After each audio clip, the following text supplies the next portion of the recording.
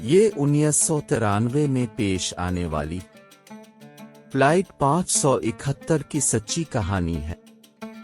कहानी का आगाज यूराग्वे की एक रग्बी टीम के साथ होता है, अपने दोस्तों और खानदान के साथ एक मैच के लिए मोंटेवीडियो, यूराग्वे से सैंटियागो, चिली के लिए चार्टर्ड फ्लाइट में सवार होता है। जैसा कि तैयारा एंडीज पहाड़ों पर परवाज करता है, खराब मौसम की वजह से इसे शदीद हंगामा खेजी का सामना करना पड़ता है। वाक़यात के एक अलमनाक मोड़ में हवाई जहाज बर्फ से ढके पहाड़ों से टकरा जाता है। हादसे में बहुत से मुसाफिरों की फौरी तौर पर मौत हो जाती है, जबकि दीगर शदीद जख्मी हो गए। जहाज में सवार 45 अफराद में से 28 इब्तिदाई हादसे में बच गए।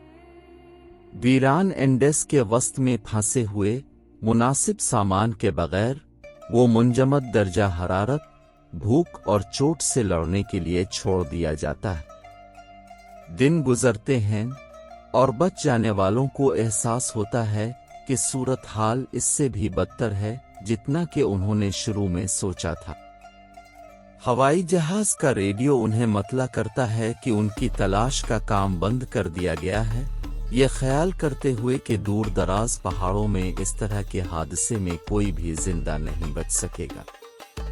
बहुत कम खुराक और बचाव के कोई आसार न होने की वजह से उनकी उम्मीद खत्म होने लगती है।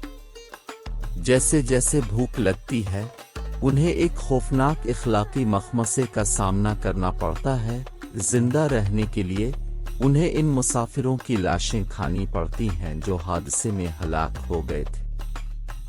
खुराक का कोई दूसरा जरिया दस्तयाब न होने के साथ और काफी अंदरूनी तनाज़ात के बाद वो हिचकिचाते हुए ऐसा करने का फैसला करते हैं। इस फैसले को हसासियत के साथ पेश किया गया है और उसकी वजह से होने वाली बेपनाह जज्बाती जिदोजहद पर तवज्जो दी गई है। जिंदा बच जाने वाले मदद के लिए इशारा करने की मुख्तलिफ कोशिशें करते हैं।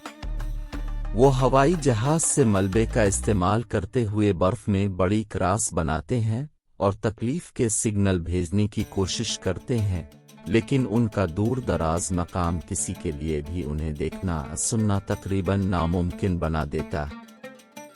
जैसे जैसे दिन हफ्तों में बदलते हैं, उनकी जिस्मानी और जज्बाती ताकत को हद तक जांचा जाता है। इन चैलेंजों के दरमियान दो बच जाने वाले, नैंडव पिराडो और रोबर्टो कीनीसा, मदद तलाश करने के लिए पहाड़ों से बाहर निकलने का तकरीबन नामुमकिन काम अंजाम देते हैं।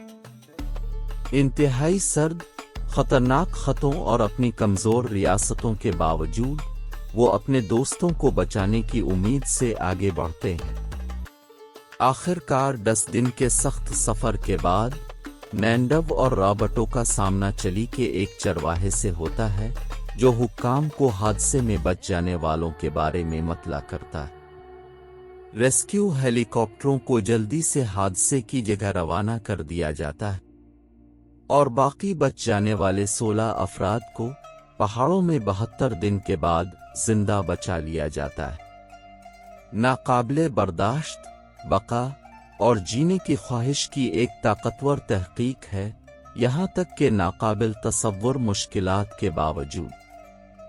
ये टीम वर्क, उम्मीद, इंतहाई हालात के नफ्सियाती दबाव और इखलाकी मखमसों के मौज़ूआत पर रोशनी डालता है। फिल्म उन खौफनाक इंतखाब को जाहिर करने से नहीं हिचकिचाती जो जिंदा बच जाने वालों को करना पड़ी थी, बल्कि ये उनके बंधन, हिम्मत और आजमाइश से गुजरने के अज़्म पर भी जोर देती है।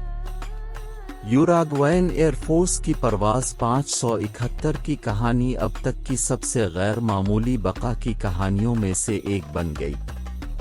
जिंदा बच जाने वाले, जिनमें से बहुत से इस वक्त अपनी जवानी में थे, बामकसद जिंदगियां गुजार रहे थे और अक्सर अपनी बका के रूहानी और नफ्सियाती पहलुओं के बारे में अवामी सतह पर बात करते थे। नैंडव पिराडो, जो कि जिंदा बच जाने वालों में से एक हैं, ने बाद में मिरेकल ऑन दी एंडीज के उन्वान से एक याददाश्त लिखी, جس میں حادثے کے ذاتی اثرات کو مزید دریافت کیا۔